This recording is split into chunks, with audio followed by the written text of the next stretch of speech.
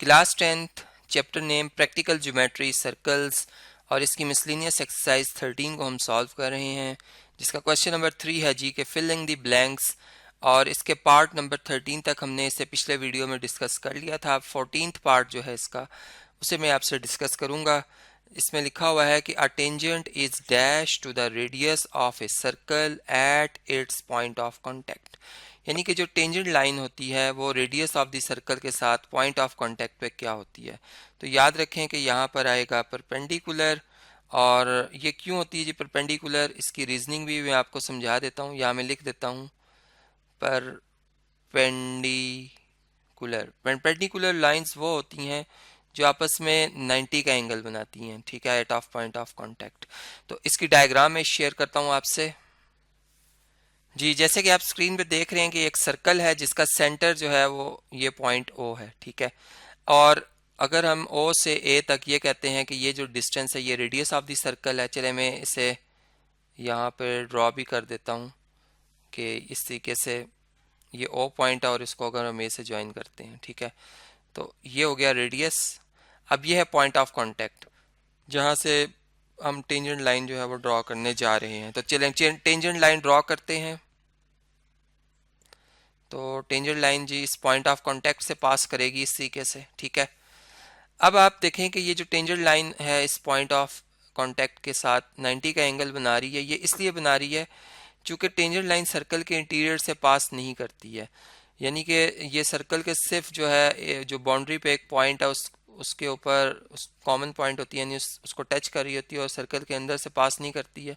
और इस tangent line का कोई भी पॉइंट जो होता है सिवाय इस ए पॉइंट के, उसका अगर फासला लिया जाएगा इस ओ से, सेंटर ऑफ द सर्कल से, तो वो हमेशा रेडियस से ज़्यादा आएगा, यानी ओ ए जो है वो रेडियस है।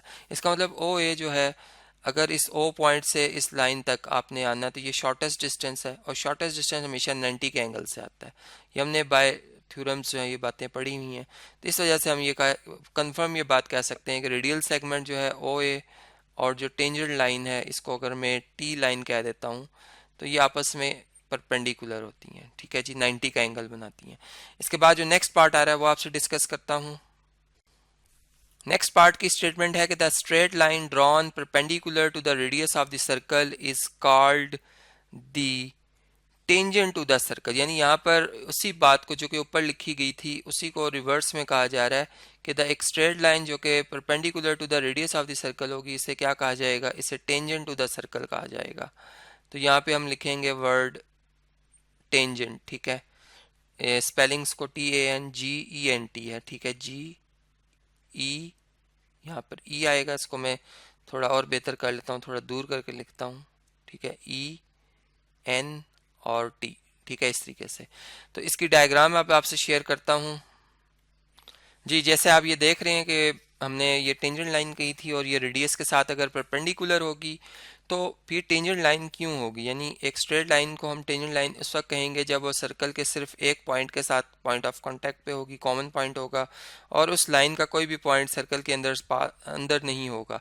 तो वो हमें कैसे कंफर्म हो रहा है, हमने देखा कि इस लाइन के ऊपर अगर हम अदर देन एक पॉइंट बी सेलेक्ट करते हैं और उसका डिस्टेंस अगर मैयर करते हैं OB, तो वो हम देखते हैं कि वो ज़्यादा आता है OA से, यानी रेडियस से ज़्यादा आता है, सिवाय उस सूरत में बराबर आता है जब हम OA ही जो पॉइंट है उसको दोबारा रिपीट कर लेते हैं, ठीक है। तो इसका मतलब यहाँ से हमें ये बात क्लियर हो रही है कि वाकई जो अदर देन ए पॉइंट है इस लाइन का वो सर्कल से बाहर है, क्योंकि उसका फासला सर्कल के सेंटर से अगर लिया जा रहा है तो वो रेडियस से ज़्यादा आता है, ठीक है। तो ये कंफर्म हो जाता है कि ये लाइन जो है वो टेंजेंट लाइन है, इसलिए यहाँ पर मैंने टेंजेंट का वर्ड जो है वो लिखा है। नेक्स्ट पार्ट है जी 16 के to circles can not cut each other at more than dash points, यानी 2 पॉइंट्स। यहाँ पे याद रखें कि दो सर्कल जो हैं एक दूसरे को 2 से ज़्यादा पॉइंट्स पे इंटरसेक्ट नहीं कर सकते हैं। फॉर एग्जांपल अगर मैं यहाँ पर एक सर्कल की डायग्राम बनाता हूँ, जैसे कि आप स्क्रीन पे देख रहे हैं ये सर्कल है जिसका सेंटर मैंने ए पॉइंट रखा है। अब अगर मैं एक और सर्कल बनाता हूँ तो देखें वो सर्कल जो है बेशक इससे रेडियस में कम हो या ज़्यादा हो, ठीक है, यानी अगर हम उनको इंटरसेक्ट करते हैं तो मैक्सिमम वो 2 पॉइंट पे इंटरसेक्ट कर सकते हैं सर्कल, यानी एक ये पॉइंट है जिसे आप C कह लें और एक ये पॉइंट है जिसे आप डी कह लें। फर्ज करें इस सर्कल का सेंटर बी रखा था मैंने, ठीक है। तो हमें यही पता चलता है कि दो सर्कल जो है मतलब एक दूसरे को दो पॉइंट से ज़्यादा जो है वो किसी मतलब दो से ज़्यादा पॉइंट्स पर इंटरसेक्ट नहीं कर सकते हैं, ठीक है। और इस तरीके से ये बात जो है वो हम अंडरस्टैंड कर सकते हैं। नेक्स्ट पार्ट है कि the perpendicular bisector of a chord of a circle passes through the dash. यानी कि यहाँ पर अगर एक सर्कल है और इसकी एक कॉर्ड ड्रॉ कर लेता हूँ मैं। कॉर्ड कहते हैं कि एक ऐसी लाइन सेगमेंट जो सर्कल के दो पॉइंट्स को आपस में ज्वाइन करने से बनती है। मतलब कि अगर एक सर्कमफ्रेंस जो है सर्कल का, उस पर मैं एक पॉइंट ए सेलेक्ट करता हूँ और एक बी सेलेक्ट करता हूँ, तो इनको दोनों को मिलाने से जो एक लाइन सेगमेंट बनी इसे हम कॉर्ड कहेंगे, ठीक है। It is a cord of a circle. अब एक परपेंडिकुलर बाइसेक्टर ड्रॉ करें इस कॉर्ड ऑफ द सर्कल का। तो फर्ज करें ये जो मैंने पॉइंट शो किया ये सर्कल का सेंटर है, यानी इसका जो डिस्टेंस है वो ए से और बी से बराबर आएगा, क्योंकि ये रेडियस ऑफ द सर्कल को रिप्रेजेंट करेगा ये डिस्टेंस, ठीक है। इसी तरह अगर यहाँ भी मैं ओ को बी से ज्वाइन करूँगा तो ये किसको रिप्रेजेंट करेगा, रेडियस ऑफ द सर्कल को, ठीक है। अब जब ए बी का मैं राइट बाई सेक्टर ड्रॉ करता हूँ, यानी एक ऐसी लाइन जो ए बी के मिड पॉइंट से पास होती है, ठीक है, और इसके साथ 90 का एंगल बनाती है, ठीक है।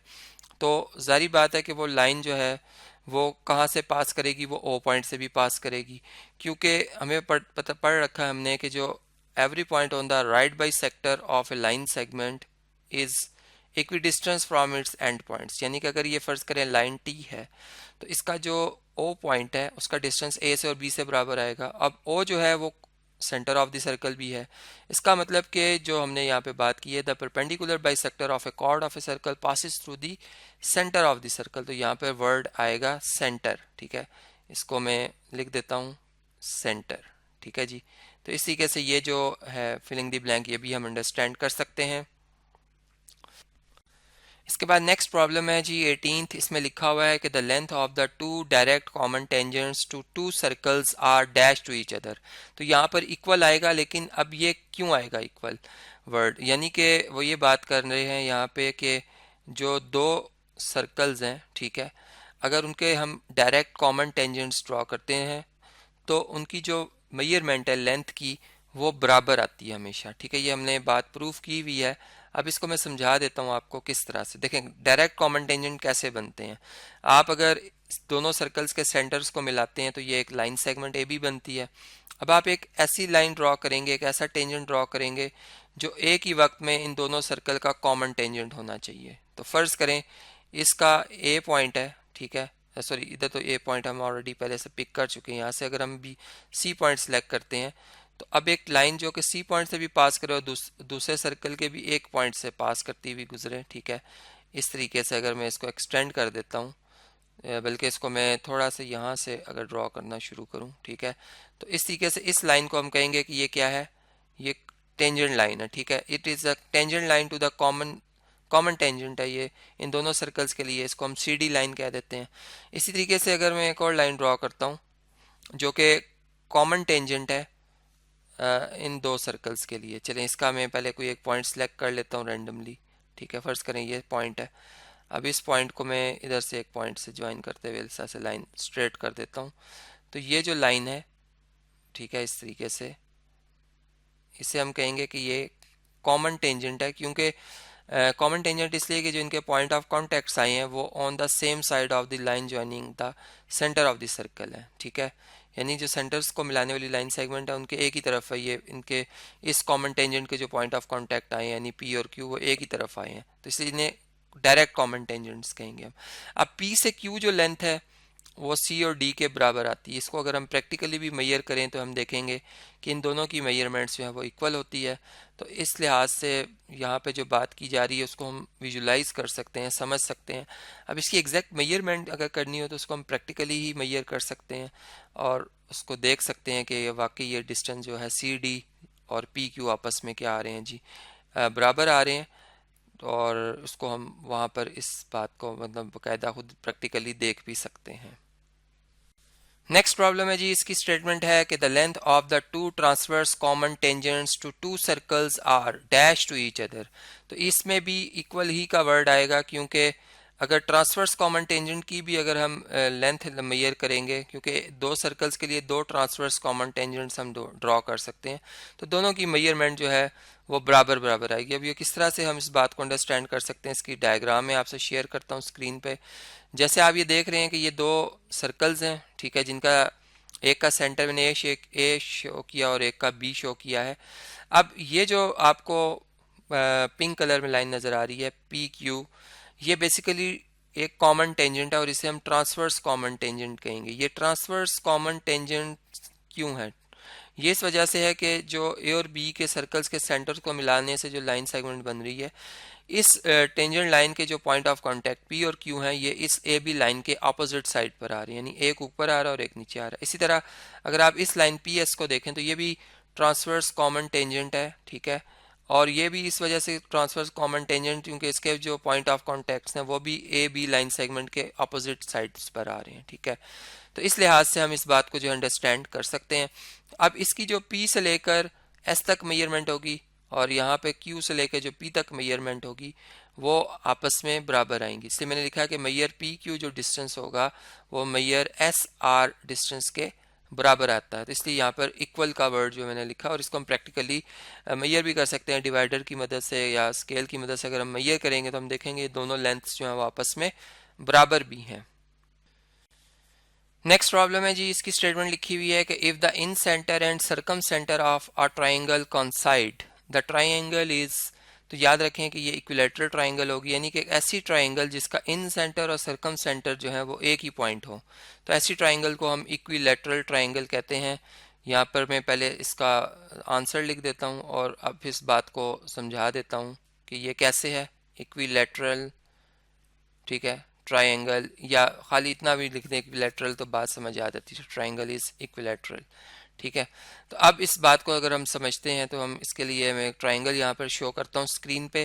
अगर फ़र्ज़ करें कि ये इसका ए वर्टेक्स है, ठीक है, और ये इसका बी वर्टेक्स है इस ट्रायंगल का, और ये इसका सी वर्टेक्स है।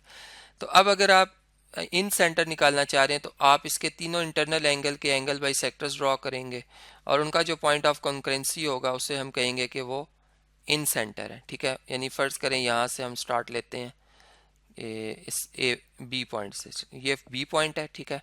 यहाँ से एक लाइन हम ड्रॉ करते हैं जो कि बिल्कुल इस एंगल को दो बराबर हिस्सों में डिवाइड करती है इस तरह से, ठीक है, ये हमने ड्रॉ कर ली। इसी तरह यहाँ से भी इस ए पॉइंट से हम ड्रॉ करेंगे एक लाइन, रे मतलब सॉरी, जो कि इस एंगल ए के दो बराबर पार्ट करेगी इक्वल इक्वल, ठीक है। यहाँ इसके बी के इक्वल इक्वल इस रे ने पार्ट्स किए थे। और सी जो है एंगल सी का जो एंगल बाई सेक्टर, चूँकि एंगल बाई सेक्टर एक रे होती है तो सी से वो स्टार्ट होगा और इस एंगल के टू इक्वल पार्ट्स करते हुए ये ड्रॉ हो जाएगी लाइन, रे सॉरी। तो ये इस सीके से ये जो होगा पॉइंट, इसे आई कहेंगे, ये पॉइंट ऑफ जो इनका कॉन्करेंसी है इसे हम इन सेंटर कहते हैं। अब इसी तरह अगर हम राइट बाई सेक्टर्स ड्रॉ करते हैं तो राइट बाई सेक्टर्स के लिए हम क्या करते हैं, हम जो ए सी है फर्ज करें उसका मिड पॉइंट लेते हैं और इसके मिड पॉइंट से परपेंडिकुलर ड्रॉ करते हुए एक लाइन ड्रॉ करते हैं, ठीक है, इस तरीके से, ठीक है, यूं यहाँ से ऐसे जो इसके साथ 90 का एंगल बनाती हुई ये लाइन इस तरह से पास होती है, ठीक है। इसी तरीके से अगर हम जो ए बी इसका मिड पॉइंट ले लेते हैं, फ़र्ज़ करें ये मिड पॉइंट आता है और इधर से भी हम 90 का एंगल बनाते हुए एक लाइन ड्रॉ करते हैं, ठीक है, इस तरह से और इस तरह से। तो हम देख रहे हैं कि ये मतलब जो है आई पॉइंट से ही पास हो रही है, यानी जो ओ है, ओ जो है उसको हम सरकम सेंटर कहते हैं, यानी कि जो राइट बाई सेक्टर्स हैं ट्राइंगल की साइड के, वो अगर आप ड्रॉ करेंगे तो आप देखेंगे वो एक ही पॉइंट के ऊपर आके इंटरसेक्ट करते हैं। उस पॉइंट को हम कहते हैं, पॉइंट ऑफ कॉन्करेंसी को हम कहते हैं सरकम सेंटर। तो इक्विलेटरल ट्राइंगल के केस में आप देखेंगे कि सरकम सेंटर और इन सेंटर जो है वो कोई दो मुख्तलिफ पॉइंट नहीं है बल्कि वो एक ही पॉइंट है। तो इस लिहाज से भी ये बात जो है हम अंडरस्टैंड कर सकते हैं। नेक्स्ट प्रॉब्लम है जी कि two intersecting circles are not, तो ये ओवरलैपिंग नहीं हो सकते। जो इंटरसेक्टिंग सर्कल होते हैं उन्हें हम कहते हैं कि वो कॉन्सेंट्रिक नहीं हो सकते हैं, ठीक है। यहाँ पे हम लिखेंगे वर्ड कॉन्सेंट्रिक, कि two intersecting circles are not concentric. Concentric का मतलब ये होता है कि अगर आप दो या दो से ज़्यादा सर्कल्स बनाते हैं तो उनका एक ही सेंटर रखें और रेडियस चेंज करते जाएं तो उन्हें हम कॉन्सेंट्रिक सर्कल्स कहते हैं। अब ये इंटरसेक्टिंग सर्कल है, इनका एक पॉइंट ऑफ कांटेक्ट है, ठीक है। अगर मैं एक और सर्कल ड्रॉ करता हूँ, ठीक है, फ़र्ज़ करें इसमें अगर आप देखें तो इसको मैं चलें कंप्लीट करता हूँ। तो ये इस तरीके से इसका सर्कल का ये रिमेनिंग पार्ट इस सर्कल के अंदर है इस तरह से, ठीक है। ये डॉटेड में अगर फ़र्ज़ करें हमें नज़र आ रहा है ऐसे, तो ये भी इंटरसेक्टिंग सर्कल है, लेकिन ये जो है कॉन्सेंट्रिक नहीं हो सकते, क्योंकि कॉन्सेंट्रिक सर्कल अगर मैं बनाता हूँ तो एक सर्कल के ऊपर अगर रेडियस बराबर है तो दूसरा सर्कल आ जाएगा, मतलब पिछला सर्कल छुप जाएगा, तो आप उनको इंटरसेक्टिंग सर्कल नहीं कह सकते हैं, ठीक है। तो इस तरीके से हम जो है इस बात को अंडरस्टैंड कर सकते हैं कि जो दो इंटरसेक्टिंग सर्कल्स होते हैं फिर वो कॉन्सेंट्रिक सर्कल्स नहीं हो सकते हैं।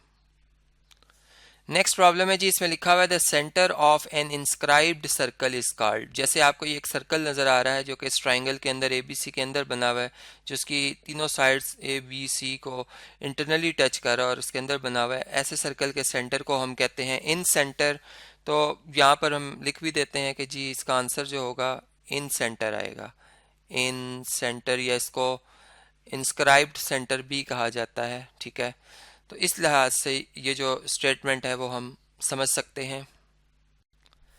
नेक्स्ट प्रॉब्लम है जी, इसमें लिखा हुआ है the centre of A circumscribed circle is called, यानी कि ऐसा सर्कल जिसने ट्राइंगल को घेर लिया हुआ हो, ठीक है, यानी उसके तीनों वर्टिसेस से पास हो रहा हो। जैसे कि यहाँ पे आप देख रहे हैं कि ये सर्कल है जो ट्राइंगल के ए बी सी तीनों कोनों से पास हो रहा है, तो ऐसे सर्कल को हम सर्कमस्क्राइब्ड सर्कल कहते हैं। तो इस सर्कल का जो सेंटर होगा, और जिसे यहाँ पे मैं शो कर रहा हूँ, उसको हम क्या कहते हैं जी, इसे हम कहते हैं सरकम सेंटर, ठीक है। तो यहाँ पर हम लिख भी देते हैं सरकम सेंटर, ठीक है जी, सेंटर। तो इसके स्पेलिंग्स को बल्कि मैं थोड़ा सा करेक्ट कर लेता हूँ, ये सरकम है, ठीक है ना, CUM, सरकम, और आगे सेंटर। तो इस लिहाज से ये जो स्टेटमेंट है वो भी हम अंडरस्टैंड कर सकते हैं जी। नेक्स्ट स्टेटमेंट है कि the radius of an inscribed circle is called, यानी ये आपको इंस्क्राइब्ड सर्कल नज़र आ रहा है, यानी कि ऐसा सर्कल जिसको ट्राइंगल ने घेरा हुआ हो, यानी कि ये ट्राइंगल के अंदर बना हुआ है और ये ट्राइंगल की तीनों साइड्स को इंटरनली टच कर रहा है। तो इस सर्कल के जो रेडियस है उसका नाम क्या है, उसको हम कहते हैं इन रेडियस, ठीक है, इन रेडियस। इसको इंस्क्राइब्ड रेडियस भी कहा जाता है, जिसे हम स्मॉल आर से रिप्रेजेंट करते हैं। तो इस तरीके से यहाँ पर आप शो भी मतलब ये मैंने किया हुआ है कि आई जो कि सेंटर ऑफ द सर्कल है और पी जो कि उसकी बाउंड्री तक का पॉइंट है, तो इस डिस्टेंस को हम रेडियस कहते हैं, जिसे मैंने इन रेडियस के नाम से यहाँ पे शो कर दिया है। नेक्स्ट प्रॉब्लम है जी, लास्ट प्रॉब्लम है, इसमें लिखा हुआ है कि the radius of A circumscribed circle is called. जैसे कि आपको ये नज़र आ रहा है कि ये सर्कल है और इसने ट्राइंगल को जो है वो मतलब सर्कमस्क्राइब किया हुआ है, ठीक है, यानी कि एक ट्राइंगल के तीनों वर्टिसेस से ये पास हो रहा है, ठीक है।